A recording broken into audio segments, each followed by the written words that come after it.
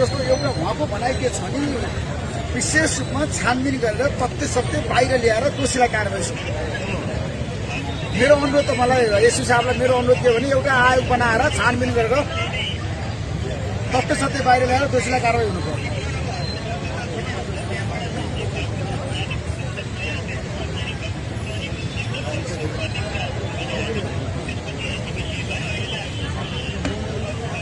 त्यो त पीडितले न्याय पाउँछ होइन?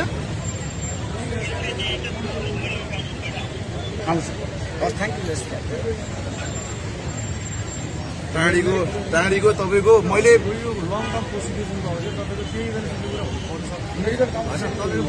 मेडिकल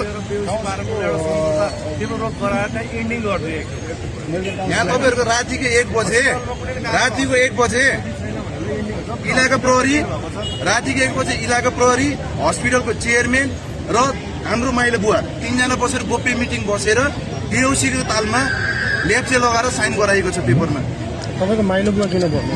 उहाँको मेडिकल हस्पिटलको अगाडि उहाँको फार्मेसी छ। उहाँले मेरो सबै फाइल लिएर आफू नै माइला बुवा उहाँले मेरो सबै फाइल लिएर म यो केसमा म गर्छु भनेर उहाँ अगाडि बढ्नु भयो। 12 कक्षासम्म पढाइ तपाईँको विरुद्धमा लाग्नु भयो कि तपाईँको कुरा अनुसार कि उहाँले मलाई मेरो 2टा बच्चालाई 12 सम्म पढाइदिन्छु, स्वास्थ्य फ्री गरिदिन्छु, मलाई सरकारी जागिर दिन्छु, मलाई चाहिँदैन यो कुराहरू केही पनि। दोषीलाई कारबाही होस्। सत्य होइन, उहाँले त के भन्यो आफ्नै होइन, उहाँलाई मैले पत्र बुझाएर आएको छु, सिडिओ कार्यालय मैले पत्र बुझाएर आएको छु। म यहाँ हुलदङ्गा गर्न आएको होइन, म अनसन बस्न आएको हो।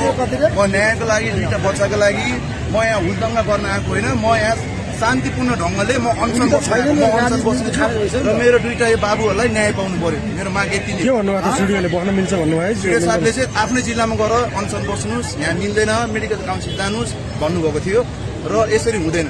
चितवन जिल्लाले मलाई न्याय दिनुभएको भए स्पष्टीकरणसँग छानबिन गर्नुभएको भए म आज यहाँसम्म आउनु पर्दैन थियो नि त। म यहाँ किन आएँ आज?